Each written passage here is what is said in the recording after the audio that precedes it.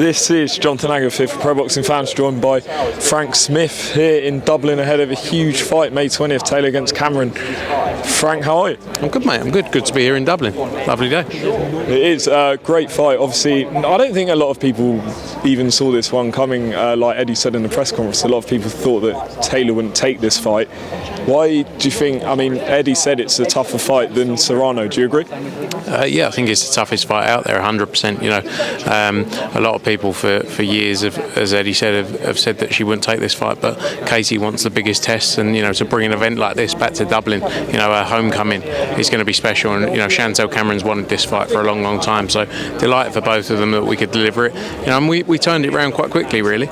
You know, when the Serrano news broke, I think it was in a week, we got it all together. So you know, it was good to get it over the line and a massive moment. Obviously, Cameron's defending all her belts, but if she was to win this fight, is there a chance?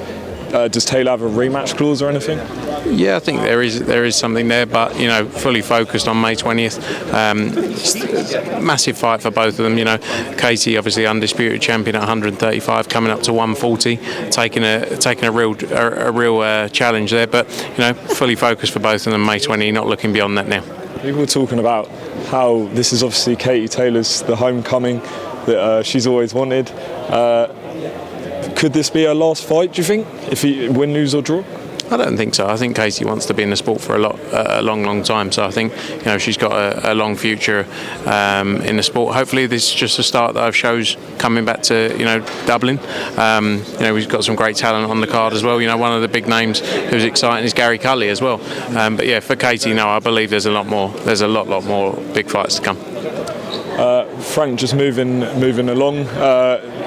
Coming up, Anthony Joshua returns. What was the report back from Eddie in terms of the Texas camp?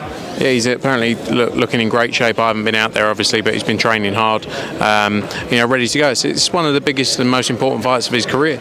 You know, he needs to get this right, and a big performance, and hopefully looking for a big KO win. But Jermaine Franklin, as we know, we saw against Dillian Whyte, he's a tough competitor, and I think we're in for a great fight on April 1st. I don't know if you were seen John Fury's comments recently where he called Eddie a word I'm not going to repeat on here, an expletive that begins with W. You probably work it out. And then he said that AJ should leave Eddie, and that's the reason why the Fury fight's not happening, and that he would make more money elsewhere, basically. Your reaction? I think let's look at what AJ's done over the years, and he's the highest paid professional boxer. Much earn a lot more money than Tyson Fury has. So if that's what he's talking about, then you know. But not getting in for. I don't know what he said about Eddie. I don't know what the word beginning with W was. But you know, I don't think you have to look far to understand and see the job that's been done with AJ, and you know the events that have been delivered, and how he's made. You know, look, he's done 99% of the work, but I think as a partnership we've done a great job. So yeah, I don't think we have to worry about that. What can you say on ticket sales for this fight? Some people are saying he's not the draw he once was because it's not sold out and things like that. Would you say there's been a bit of a drop-off? Look, there's less than 1,000 tickets left now for the fight. You know, it's going to be a sold-out O2 come April 1st.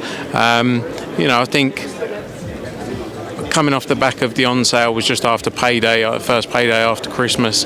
You know, I'm not concerned at all. I think it's a different type of fight as well for AJ. A lot of people have the expectation that he's going to go in there and this is just a simple comeback win. It's a tough fight for him. But yeah, not concerned at all, and I think we'll see a sold out O2 come April 1st. Going forward, I spoke, obviously people talking about the Deontay Wilder fight happening next. I spoke to Wilder in Saudi Arabia. He said he's not signing with Matchroom and laugh, so I don't know what to think of that. Is it true you had a meeting with him, and if so, how did it go? Yeah, I met Deontay Wilder a few weeks back. It was good, it was pleasant. There was never an intention to try and sign Deontay Wilder. It was, you know, to start a discussion around potential fights. There's massive fights to be made out there. He's a huge name in the sport. Obviously we'd be delighted to work with him in some way, but you know, I think we'll just keep at least that dialogue's now there, and there's at least a conversation can be had. So yeah, I mean, he's not signing, no, but at least there's an open dialogue in some way now, which is good. The talk's positive, would you say? Yeah, very good. I spent quite a lot of time with him, you know, very polite, and got on really well. As I say, not trying to sign him, just looking at opportunities out there. As he said, he's a free agent, so there's big fights to be made. Dillian Whyte, rumours online that he's going to headline a show in June or July. I can't remember the exact date that was reported. Is there any truth in that? Obviously Eddie's speaking to Dillian about opportunities, so let's see how that plays out. I've seen some talk about June 10th. I think it's unlikely on there, but let's see. Is Jarrell Miller a realistic option if that was available? Are you not willing to work with him? I don't believe so, not in my opinion, but I don't think that's something we'll see. Okay, and just finally, Frank, there's reports also that Edgar Belanga's going to headline a show. What can you tell us about an update on him? Yeah, that's the plan. We're just finalising some bits with the opponent. Plan is, though, for him to fight end of June. And in a massive fight, and looking at New York for that. So we're in for a big event there. Looking forward to our first fight with Edgar. He's a serious talent, got a massive future ahead of him, and I think we're going to see a packed out audience there wherever we go. Frank, thanks for your time, and roll on May 20th. Cheers, mate.